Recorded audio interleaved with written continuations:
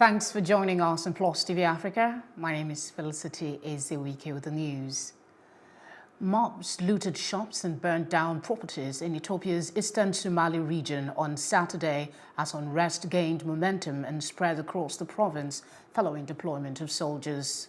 Witnesses said on Friday evening, Ethiopian troops entered the regional capital, Jijiga, in an apparent attempt by central authorities to arrest regional officials. On Saturday, soldiers traded fire with members of local government security forces. Violence has since broken out in at least 4 towns, with mobs attacking civilians and looting property, witnesses said. Ethnic non-Somalis are the ones being targeted. The region's security forces are collaborating with them, one resident told Reuters. At least 2 Ethiopian Orthodox churches have been burnt down, another witness said. Shops, hotels and banks remained closed, he added. Egypt says its security forces have killed at least 52 suspected militants in recent days, northern Sinai Peninsula.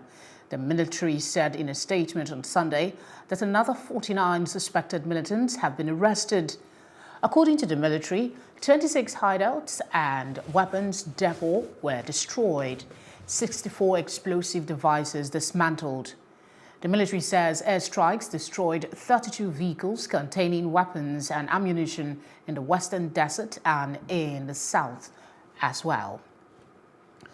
Uganda's People's Defense Forces have arrested one of their own officers for shooting 3 people dead in Gulu. Brigadier Richard Karemira, the UPDF spokesman, said in a statement that the force's 4th Division Commander, Brigadier Emmanuel Kanyesige, has ordered the immediate arrest of Lance Corporal Odaga Geoffrey, the soldier who misused his weapon last night in an unlawful shooting. The incident, which led to the death of 3 revelers in a bar at Kabedopong in Gulu, is very regrettable, said Brigadier Karemira. He added that investigations have commenced by a team of UPDF and Ugandan police force into the circumstances surrounding the incident, while condoling with families of the victims. An outbreak of the Ebola virus declared this week in Eastern Democratic Republic of Congo is believed to have killed 33 people, the health ministry said on Saturday. 13 cases of the hemorrhagic fever have been confirmed, including 3 deaths. The ministry said in a statement, adding that suspected cases had been detected in both northern Kivu and neighboring Ituri province. 3 cases have been confirmed in Beni, a regional trading hub of several 100,000 people, about 30 kilometers from the center of the outbreak in the town of Mabalako, and some 70 kilometers from the Ugandan border. The latest flare-up was announced 1 week after Congo's government declared the end of another outbreak in northeastern Congo that is believed to have killed 33 people as well. Health authorities say they have no evidence the two are connected.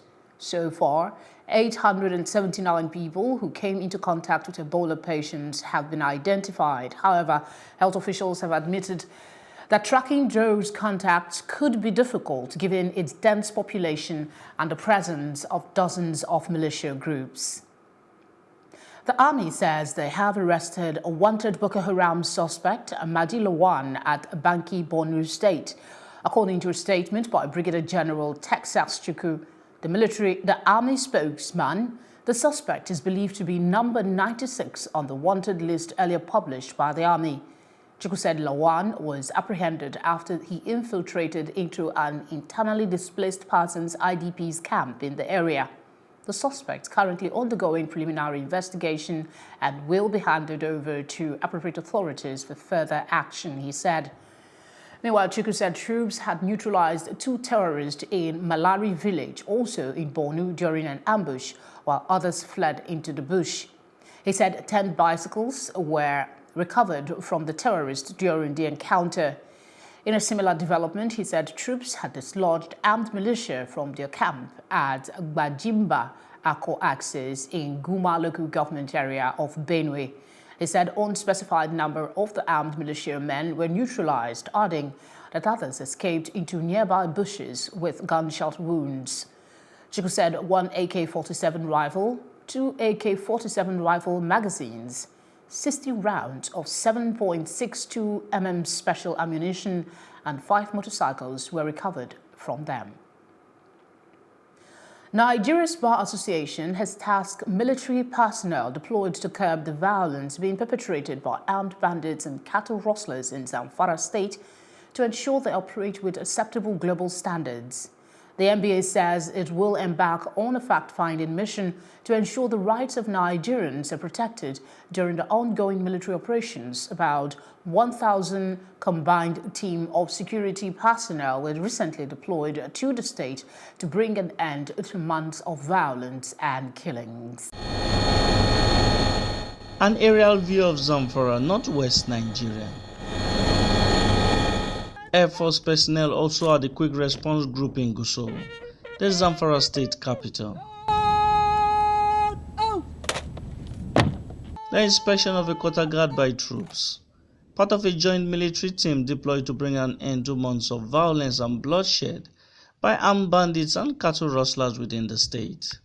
The Air Operations Commander, Air Vice Marshal Okonak Pasa, while insisting his troops are ready for deployment, however, disclosed that most of the air assets will be operating from neighboring Katsina state. I think it's going to be a difficult time for them. It's an air operation meant to flush out the criminals in Zamfara state and its environs. But we cannot take our assets there because we do not have a place to really land there and protect all of them. So Katsina happens to be the best place for that, and that is why we are here. He disclosed that all aircraft needed were already on ground waiting for instructions to commence operations. The Alpha Jet here, we have the EC-135, we have the Gusta 109, and we have the ISR platform, which is the DA-42, and we still have MI-35 at Gusau. Amnesty International claims about 371 people have been killed since January and dozens of villages sacked by armed bandits and cattle rustlers in Zamfara this year. While many believe the deployment of troops will curb the violence, there are some who are worried about human rights abuses by security personnel. One of such groups, Nigeria's Bar Association, says it is watching events closely. We have always engaged with the police and the military in terms of their responsibilities under the Constitution, in terms of maintaining peace and order and ensuring security of lives and property within the context of the laws and the rules of engagement, and ensuring that human rights are protected.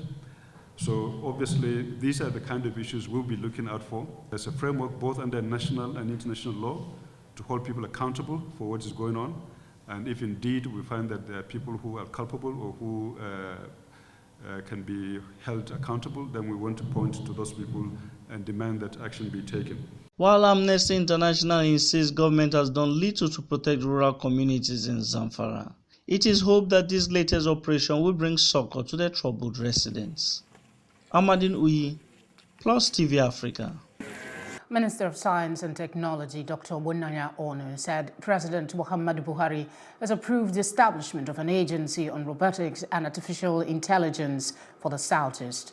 Onu revealed this at a grand rally of the All Progressive Congress in Abakaliki, capital of Ebonyi State. The rally, which received defectors from the People's Democratic Party, was attended by the national chairman of the party, Adams Oshomole. Some of the defectors who were received include Senator Sonny Ogwoji, former Minister of Power and Steel, Chief Godi Ogbaga, former Secretary to the State Government, Bernard Odo, and former Attorney General and Commissioner for Justice, Chief Augustine Nwakwegu. Governor Ibrahim Dagwambo of Gombe has declared his intention to run for president in 2019 under the People's Democratic Party, PDP. Dagwambo, who made the declaration on Saturday in Gombe, said his decision was based on calls from different quarters for him to run. I have listened to the clarion calls by the good people of Nigeria and I deemed it fit to declare for president. He said that improving security and economy of the nation would be his major focus. Poverty will be fought and defeated under my leadership. I have the experience the good people of Nigeria can testify, he's quoted as saying. Earlier, the Director General of his campaign organization, Professor Tehembe Shinja, said that it was the turn of the Northeast to produce the president. According to him, Dakwambo has contributed much to the PDP by leading its members to rebuild the party. Federal government and the United Nations Institute for Training and Research has signed a Memorandum of Understanding MOU to empower and train former Niger Delta agitators. Special advisor to the president on Niger Delta and coordinator of the Amnesty Program, Professor Charles Dokubo, and country representative of the UN Institute Office in Nigeria, Dr. Lawrence Bombs, signed the agreement at the weekend. Speaking afterwards, Dokubo said the 3-year initiative was to fast-track the training and empowerment of ex-Niger Delta agitators enlisted in the Presidential Amnesty Program. The agreement covers training in subsea welding, agribusiness, seafaring, as well as empowerment and job placements for trained delegates. The presidential aide, who explained that job placement, which is a critical factor in the reintegration component, had not been successful in the past, expressed optimism that a partnership with the UN agency would yield positive results. Now, World Breastfeeding Week set annually every August 1st to the 7th to highlight the benefits that breastfeeding can bring to both the health and welfare of babies and also pushes for maternal health. The theme for this year's event is Breastfeeding, Foundation for Life, and it recognizes the importance of breastfeeding to a baby's future. Mothers and women in Lagos have come together to gain more knowledge on the importance of exclusive breastfeeding. According to the World Health Organization and the United Nations Children's Fund, no country in the world supports breastfeeding moms like they should.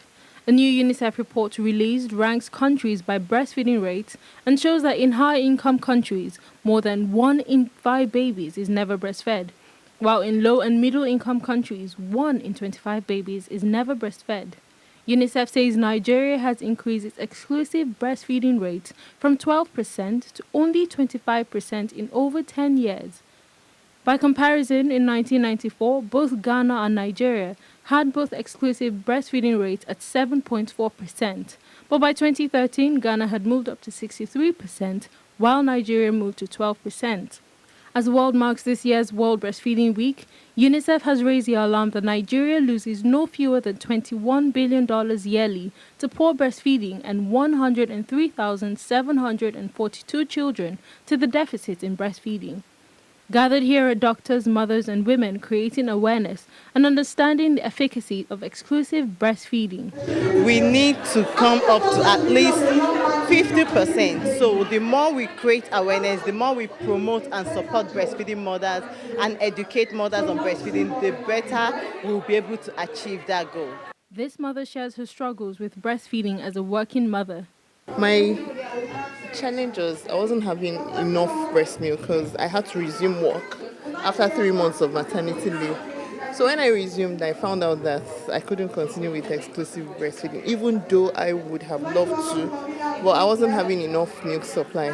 It is hoped that with awareness such as this, women in Nigeria can recognize the importance of breastfeeding to a baby's future and also reduce drastically the rate of child mortality in the country. Edidiong Iwang, reporting for Plus TV Africa.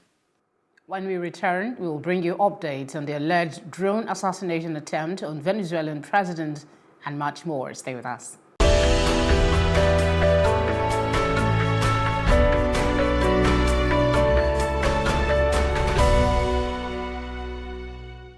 Venezuelan President Nicolas Maduro says he has survived an assassination attempt involving explosive drones. Mr. Maduro was speaking at a military event in Caracas when the alleged attack occurred. Live footage of his speech shows the president suddenly looking upwards, startled, and dozens of soldiers running away. Mr. Maduro has blamed Colombia for the attack, something denied by Bogota as a baseless accusation. 7 soldiers were injured and several people were later arrested, the Venezuelan authorities said. A suicide bomber killed 3 NATO service members on a foot patrol in eastern Afghanistan on Sunday, officials said, and Taliban militants claimed responsibility. A NATO Resolute Support Mission service member, an American, and 2 Afghan soldiers were wounded. The mission said in a statement, their sacrifice will endure in both our hearts and history and further strengthen our resolve, said U.S. Army General John Nicholson, commander of Resolute Support in U.S. Forces Afghanistan, in the statement. Local officials said the blast happened in the Kalazai area of Charika, capital of Pawan province. Wahida Shaka, spokeswoman for the Pawan provincial governor, said the suicide bomber targeted foreign forces who were on a routine foot patrol. More than 100 people were injured in Bangladesh Saturday after police fired rubber bullets at students, protesters, a doctor and witness said, a major escalation in a standoff between the government and demonstrators. For the last week, students have brought parts of the capital, Dhaka, to a standstill with a protest against poor road safety after 2 teenagers were killed by a speeding bus. Bangladesh's transport sector is widely seen as corrupt, unregulated and dangerous. And as news of the teenagers' death spread rapidly on social media, they became a catalyst for an outpouring of anger against the government. On Saturday, the protest took a violent turn in Dhaka's Jigatala neighborhood. Witnesses said police fired rubber bullets and tear gas at demonstrators, and that alleged pro-government activists attacked youngsters, including some of those rushing to nearby hospitals for treatment. Police denied they fired rubber bullets or tear gas at the protesters. Up next is our business report.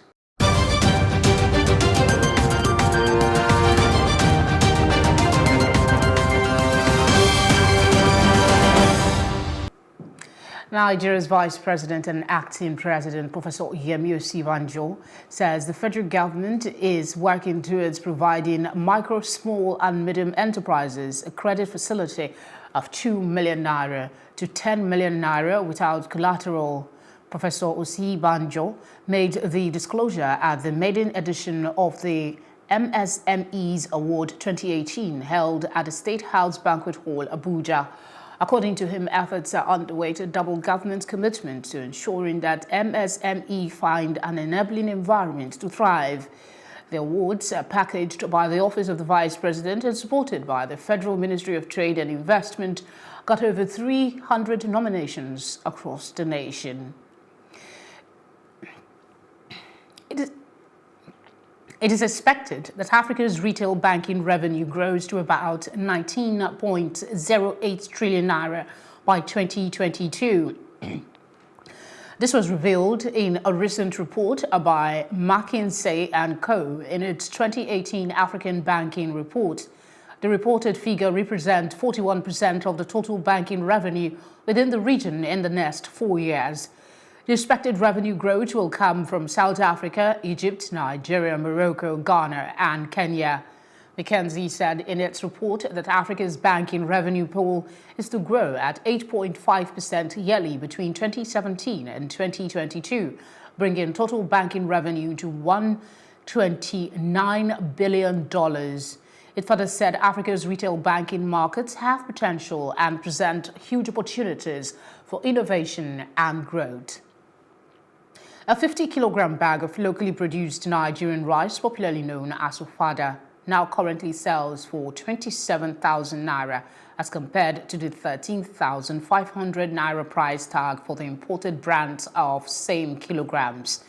The widening cost difference remains a cause for concern for the average consumer in Lagos to buy into the more nutritious made-in-Nigeria grain. In a market survey, our correspondent David Alabi brings us more details, taking a look at the extent to which the federal government's move to checkmate the smuggling of rice into the country has taken effect amid steady drop in inflation rates. It is quite a regular market today here at Ido, one of the most popular staple food markets here in Lagos. With the announcement of the Food and Agricultural Organization's report of a 3.7% drop in global food prices, our focus here today is on rice.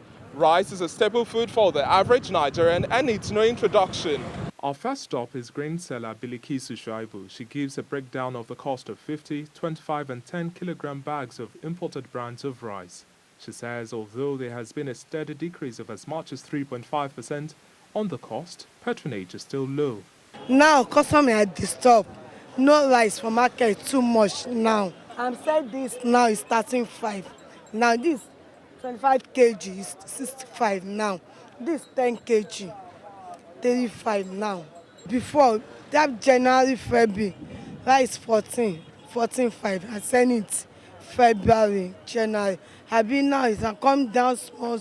Meanwhile, Okayemi, who deals in the sale of locally produced rice, says there's an improvement in the quality of a stock, irrespective of the current high cost. Now, ofada rice for now, 50 kg of ofada rice is 37, 38.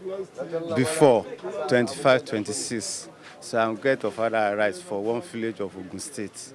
Before Odin Day gets stone, but now you don't change out the preserve farm, no get stone again. Customers here also share their take on the taste, quality, and how much it takes a toll on their pockets to purchase either grains. I like the foreign one because when I cook it, it's soft very well. Ofada rice is price is more than the foreign one. Earlier in June this year, the federal government threatened to shut down the land border between Nigeria and a neighboring country to avoid smuggling of foreign rice into Nigeria.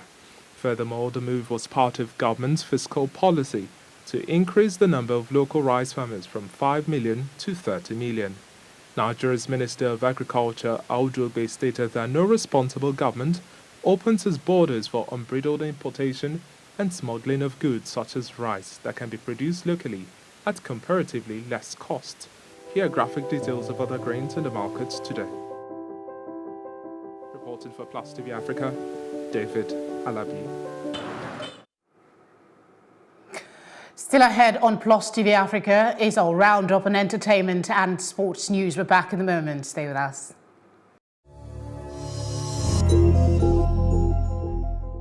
And in entertainment, famous Nigerian singer Skills is the latest in the line of Nigerian celebrities criticizing the Assistant Commissioner of Police, Yomi Shogunle.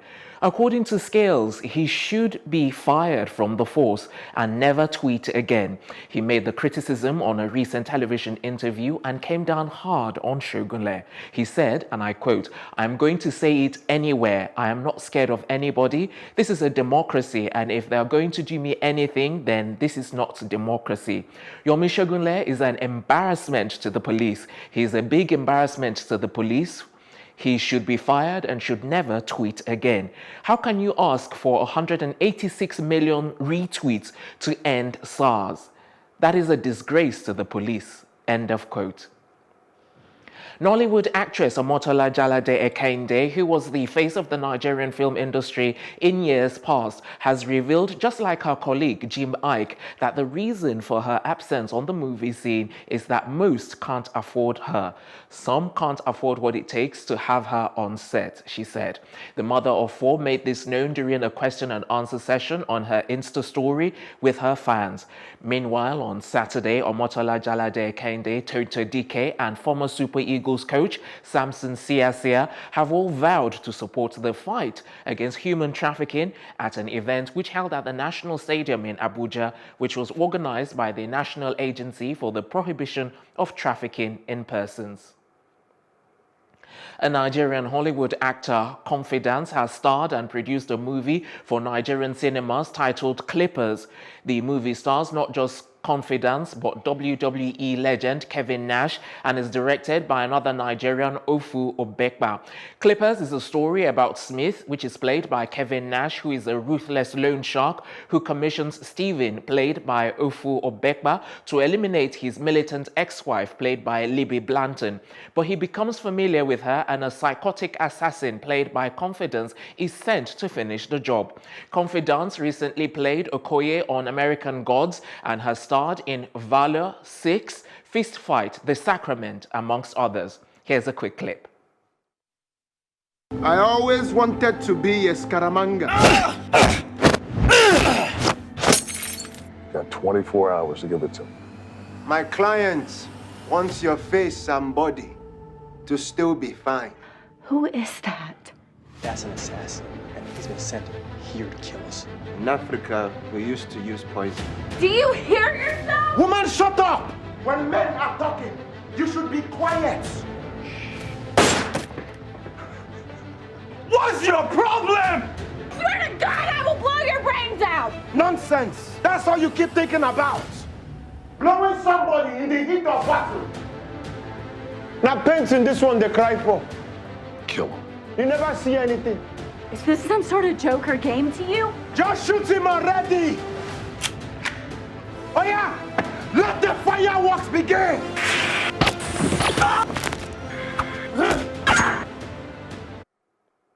The movie Clippers will be released in Nigerian movies on the 10th of August 2018. And that's it on entertainment, the very best in sports, right after this.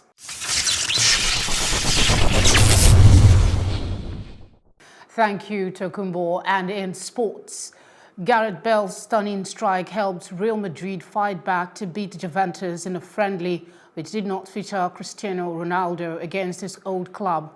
The Italians led when right-back Dani Carvajal scored an own goal before Bale equalized with a thumping half volley. Marco Asensio put Madrid ahead and then scored a third to secure the win for his side. Ronaldo, who joined Juventus last month in a £99 million deal, did not feature in the game against his old side as he was given an extended break after the World Cup. Ronaldo's departure appears to have secured Bale's future in the side, with a new coach saying the Welshman can help fill the void this season.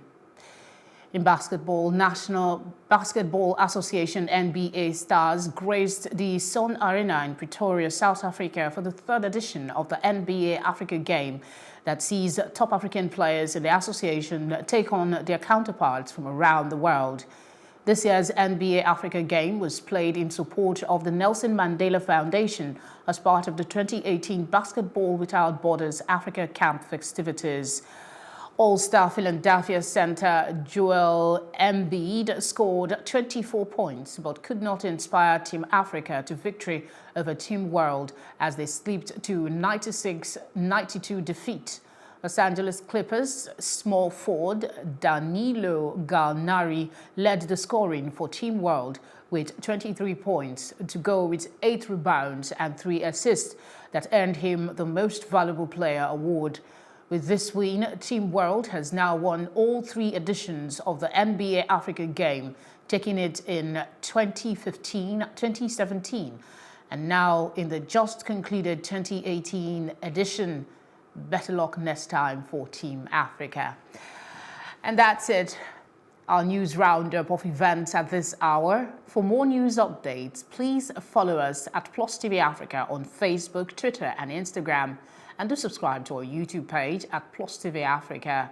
We will be back later with more stories making the headlines. To join us again, my name is Felicity Ezewike. Have a great day.